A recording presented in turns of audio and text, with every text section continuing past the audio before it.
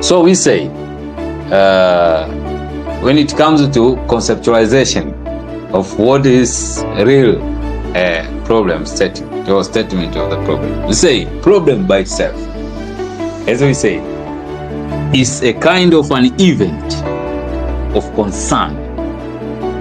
And I think we preempted ourselves in the earlier sessions, and we said that problem can be a community-based problem or professional-based problem. But it's not only the problem that you say this is a problem. No, you should not end it there.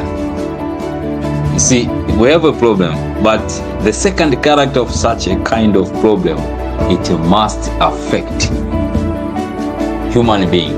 It must affect animals. It must affect plants. It must affect the environment, whichever the object. But the problem should compromise the trend of a living thing or non-living thing in the environment. And then that kind of event, because that this is now is a problem. You can find a lot of people are complaining of that event, mean that is a problem. So you can find the communities is complaining about the behavior of nurses in Tanzania. That is a problem. And to address it means that you may categorize it as a problem of professional concern, because those who are complaining it, they are professionals, and the community are blaming them, the kind of health care services they are providing, and even the manner customer care, whichever, you see. And then this condition or this event should demonstrate difficulty to be eliminated. So people are struggling to eliminate it. People are struggling to eradicate it, to solve it in the real life situation by basic means or strategies, but it becomes very difficult to eliminate it. And then you can find the government has tried maybe to launch some of the strategies to address the problem that people are complaining of it, but the problem is still there. So if we find that kind of situation, means that now you are talking that there is a problem. Because, and even if you are a team, and then you are trying to analyze which strategy can fit well in solving this kind of an event, but you don't find the direct solution, or you don't find the direct answer to what contributes to this problem, now you will be in a research problem. We say research problem because it's a problem that needs to be researched. Yeah. So it must demonstrate difficulty in eliminating it. And then there is a kind, if you see, you analyze the problem or the event, there is elements or signs that this situation need to be improved. So sometimes you can have a topic of interest, but this topic of interest is in your mind that you admire the best talking about that context. But in a real sense, there is no kind of problem in that area. So it must be a situation that affects people and need to be eliminated for the situation to be improved. That will be a problem. You see? And then sometimes you can find very difficult answers in previous studies. So if we find that most of previous studies are talking a lot of other issues out of what you are interested to do, mean that now you will be counted to have a problem that need to be researched. So even the literature that you are reviewing, they are not talking much of that problem. They are not talking much of bringing a solution, but they are talking much of factors contributing, prevalence, factors contributing, prevalence, factors contributing. If you have a band of literatures like that, what has remained is just bring a solution.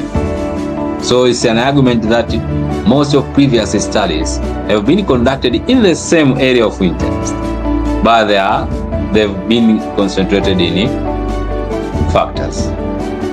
They have been concentrated in maybe prevalence or behavior. Now mind is asking which kind of strategies may be an appropriate solution to solve the problem, so that you will be in a position that you are talking now about the research problem. Yeah. So you can analyze the theory, you can analyze the real life practices, but these all, if we analyze them, see, there is uncovered answers from previous knowledge. So we must bring meaningful understanding. But sometimes that leads us to the investigation, so that we unfold what is not known. That is problem. So if we conceptualize like that one, we will never fail to write a section about statement of the research problem. And our purpose is just to introduce to the reader the importance of your topic and study. And I said, no research without a problem over there. And I say it may be a problem that affects living things or non-living things. Yeah. But it must be there. And then this helps a reader to see the significance and the importance of your study. But the problem helps us to show at least which parameters are you interested with when you go there and conduct your research. So it gives you parameters. Yeah. What is the problem? There's a C problem is people have low understanding on how to prepare pediatric nutrition. So I want to develop a training, pediatric nutritional training manual to help parents identify appropriate nutrition, dietary diversities, dietary adequacy to under 5 children or to orphans. Yeah. Yes, so you do like that one. So it helps you out, it helps the reader to identify the parameters that you are addressing. I am addressing attitude, I am addressing prevalence, I am addressing whichever. But problem also helps you to demonstrate, to identify, to show, to indicate the parameter that your study is trying to address. But also sometimes it helps also to indicate the necessity of you conducting the research in the same area of interest that the others also have studied. But this problem statement helps also. And then one among the purposes to indicate the necessity of you conducting that research, because it's where you demonstrate also the magnitude of the problem in the local setting. Yeah, you see, in the background you talked about global level, developing country, to say a local setting. Now problem is fixed. Problem statement must be fixed to the local setting. It should not talk about the developed or developing country, but in the local setting. So if we are in Tanzania, I mean that you need to problematize the context in Tanzania. Yeah. Yes. So people are not expecting there to see in sub-Saharan Africa, in South Africa. No, that is in the background or literature. But in the problem, we want to show the necessity of you conducting that study in your local setting. Yeah. But also it gives your readers or consumers of your work, yeah, a kind of framework that you are preparing to report your findings. So if someone reads the section of problem statement, she must see a kind of framework, a predicted framework, that this one is a way that this principal investigator is going to share the findings. Problem statement helps that. See? Yes. So what do you require for you to write this research problem? So the first one is the ideal situation. These are the issues that you need to consider before even you write your statement of the research problem. The first issue that you need on table is the ideal situation. Ideal situation is the situation that has been prescribed by the government, by the organizations, by the community, that this is our standard of living. And then this helps us to be healthy, we can achieve our goals. So those that have been prescribed as normal standards for people or a group of people to be, you see, it's called an ideal situation. Ideal situation, for instance, for under 5 children. Under 5 children must be healthy. Through the Ministry of Health, they say all newborn babies should be protected, healthy. They should live healthy. They should be breastfed exclusively throughout 6 months without any introduction of other foods, whichever. And then what indicates that this kid is growing well, is growing healthy. A well-growing kid must be able to maybe walk, maybe must be able to talk timely, to follow the recommended growth and development milestone. Yeah, so that is the ideal situation. Or the ideal situation for women of reproductive health. They are supposed to go to visit healthy facilities for checkups, you see, family planning corners in the health facilities, to at least have services on family planning issues, education services, whichever. And then these who are visiting health facilities for such kind of care or services, they're expected to be healthy, whichever, and this one reduce the probability for them to have preeclampsia or eclampsia, whichever. But all in all, ideal situation. What is recommended or what has been said by the Ministry of Health about elderly people? Elderly people must be protected. Elderly people must be given food. Whichever which has been prescribed is called the ideal situation. And then the second issue now, what is happening against what was supposed? Mean that what is happening against the ideal situation. So if under 5 children need to be protected, need to be breastfed exclusive for those newborn babies for 6 months consecutively. But what is happening against that? Mean that mothers are not breastfeeding their kids throughout 6 months. Within 6 months, they are introducing other foods, supplementary foods to their kids. Maybe drinking water, milky, some milk, cow milky, porridge.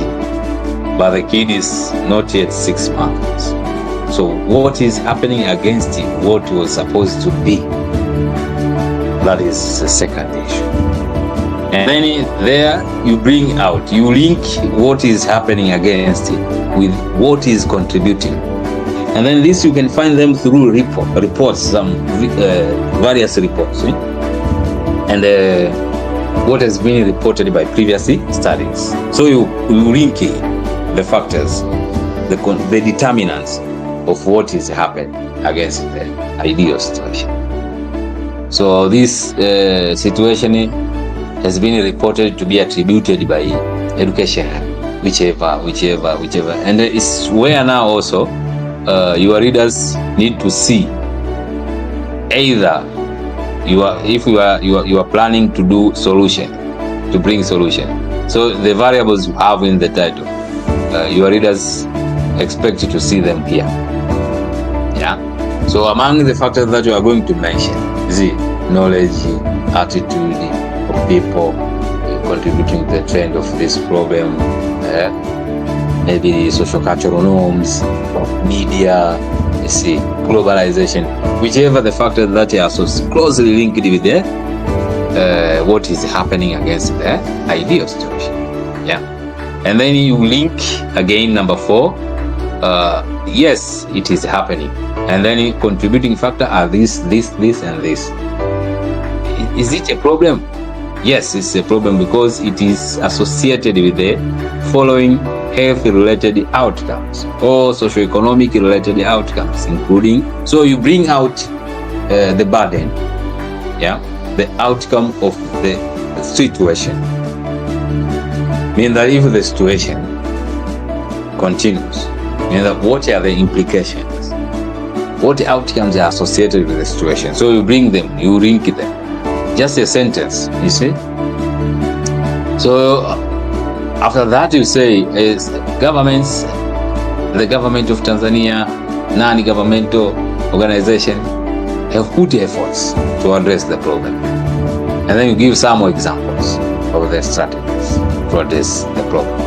Yeah. And then even after that, you link with the previous studies. What have they done to address the problem? They've tried to put their efforts to contribute to solve the problem by studying this. And then there you introduce the gap. You see, so number 5, which is gap, mean that you first say what the government or non-government organization do to address the problem, and then the second, what other scholarly works have said or have contributed to address the problem, and what has remained. So here you introduce the gap. So any statement of the research problem must indicate the gap. And then we said we have 4 gaps. For those who remember, we have 4 gaps. So you can talk of context gap, theoretical gap or model gap, empirical gap, you see, and methodological gap. So if you see there is no context gap, no empirical gap, no theoretical gap, but so you can go to methodological gap. Say you take the component of study design, for instance, and say many previous studies have been conducted in an observational approach, talking of cross-section studies, case series, cohort, but very few have been reported in the nature of intervention studies, such as quasi-experimental randomized controlled trial.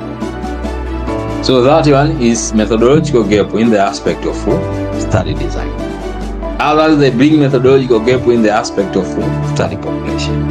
That others or previous studies, most of them have been conducted to study under 5, or others, but none of them have been reported or published on elderly people. That will be a methodological gap in the aspect of study population. Others, they take it study setting or study area.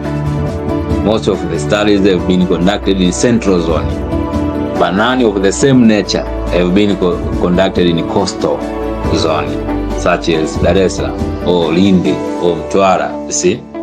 So all in all, number 5 is all about bring out the gap that you are trying to address, you see, may qualify the problem. And then you say your recommendation. Yeah, it's a kind of most of the studies, if you read your proposals, is where you can find people writing therefore this is study, you see. Yes, so your recommendation is this situation need to be addressed accordingly, need to be addressed timely before the impact that we have mentioned in number 4 proceeds. Yeah. So what do you recommend? There seems to be several unanswered questions. What kind of strategies of this nature can work better? How can it be implemented? So there is a need to conduct a research. And then if we say there is a need to conduct a research, you link with the last one. Therefore, this study intends to fill the gap by conducting this and this. Yeah, so if you do this one, you see these requirements are in the chronological order. If you follow this one, mean that you are going to write a very scientific problem set. Yeah, so to make them clear, I've tried to make the thing that I mentioned earlier, that I developed a kind of framework, of which I called it as framework of the statement of the search problem, to make it simple for you to understand these criteria here, which are 7 in number. Yes, so I said the framework has 4 components. The one is idea situation, of which it accommodates how many criteria? 2 of them. What is supposed to be done, or the ideal situation, and what is happening against it. But all we know, you need evidence to justify that there is something wrong which is going beyond or outside what was supposed to be. Yeah, statistics, gain, loss, whichever, but you bring so the ideal situation accommodates 2 requirements: the what is supposed to be done and what is happening against what was supposed to be done. And then the second component, I put it as contributing factor, yeah, which takes only number 3 requirement, which is causal or factors or determinant of the situation, the determinant of number 1, component number 1.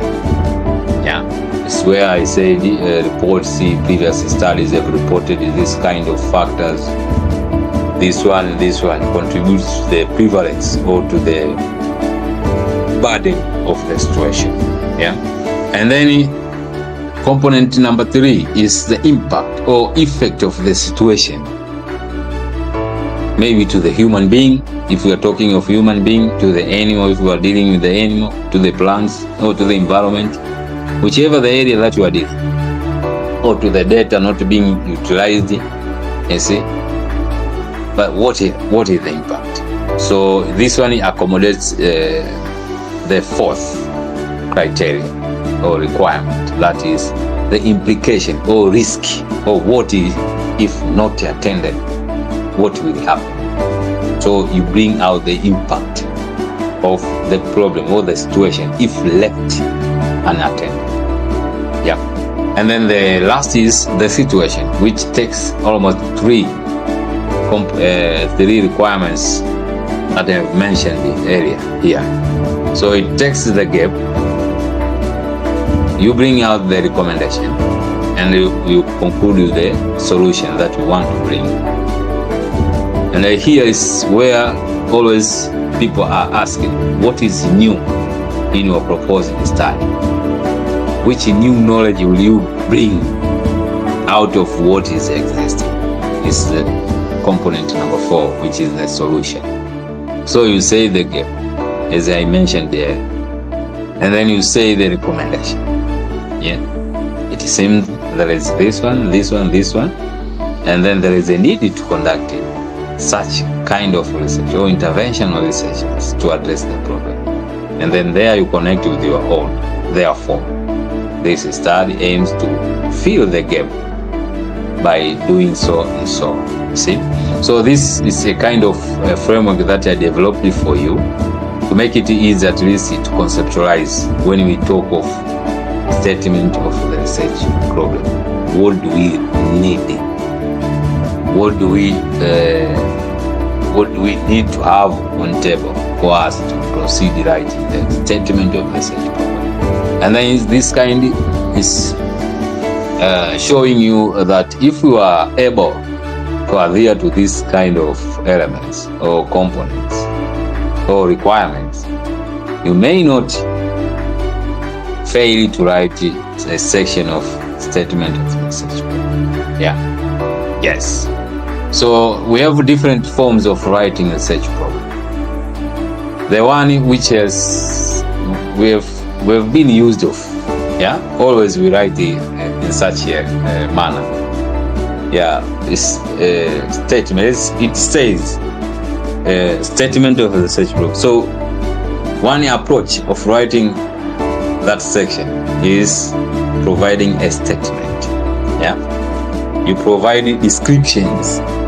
Yeah, a group of sentences describing the situation.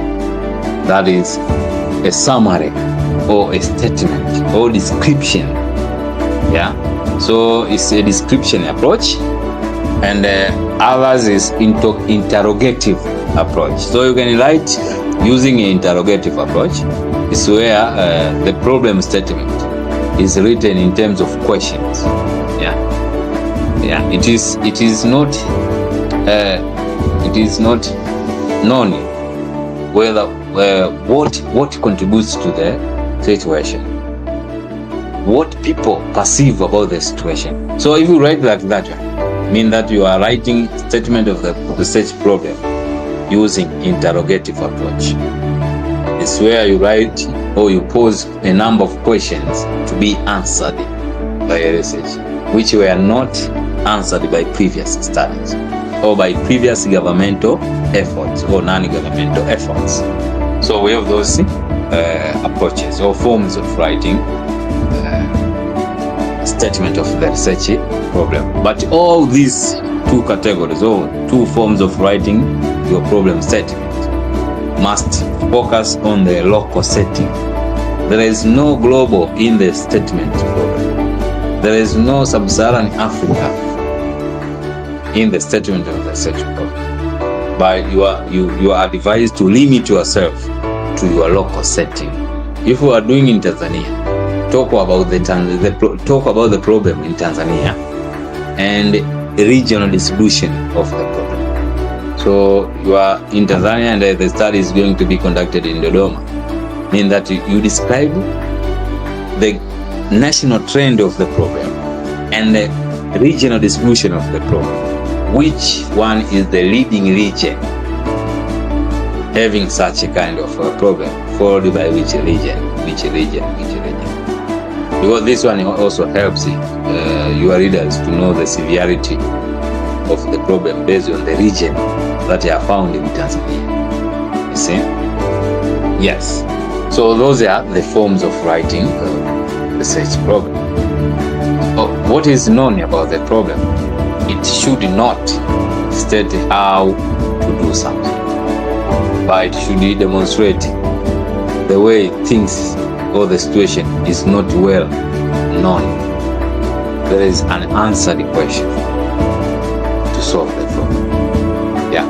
And then the problem statement is not the avenue for broad proposition or professional language, which is very typical.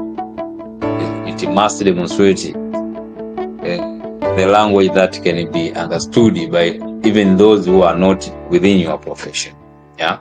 So it's not a section to mwambafy yourself that watanijuaje hapa sasa watanielewa subiri. Problem statement section sio ya kwa ajili ya hiyo. Yeah. But also it does not present value questions. You see? Value questions mean that the beautifulness, that is value. You see? Maybe kukonda hivi unataka sijui yani vitu vya sifa hivi.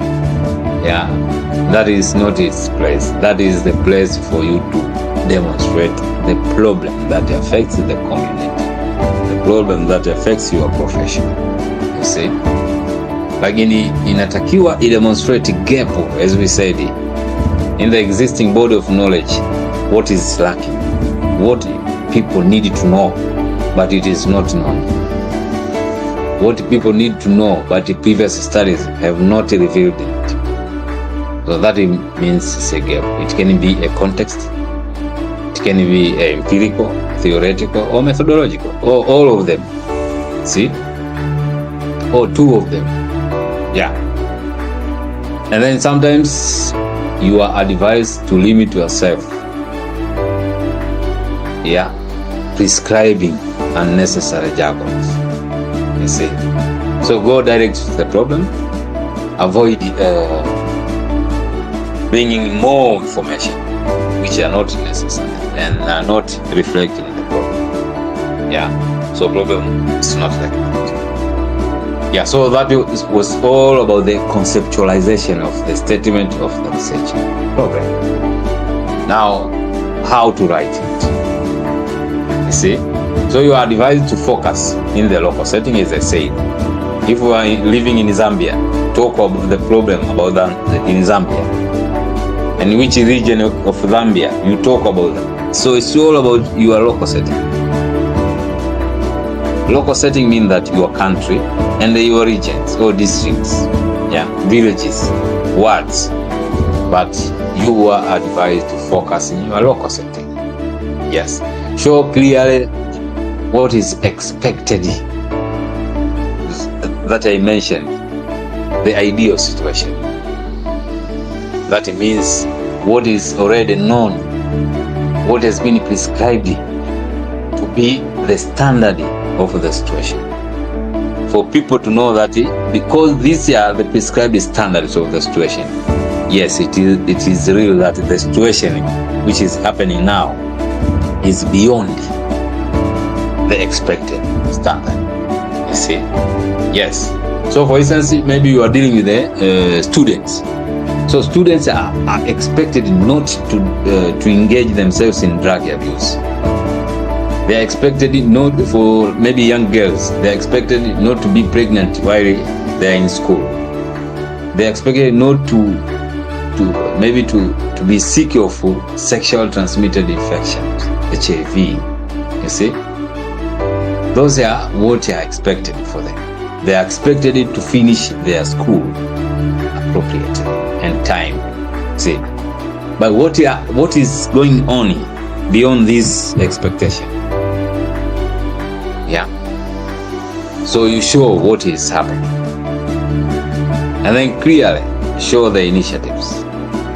The national and non-national organizations, by previous studies, what have they initiated to address or to contribute to solve the problem?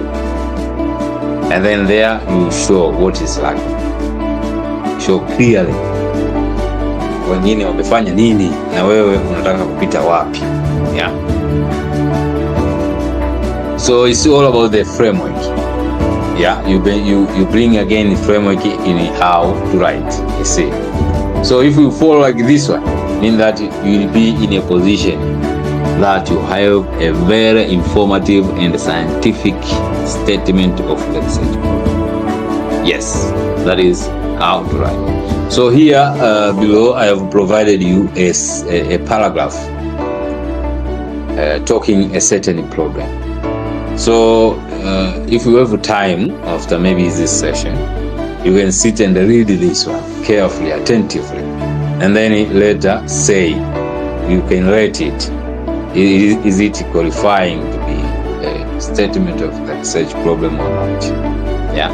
If it's just a reflection of what I've shared on the conceptualization of statement of the research problem, but also how you can flow writing it. So I've given you this example for your ample time. Read it and then rate it. Does it qualify to be a statement of the research problem? And if it qualifies, why?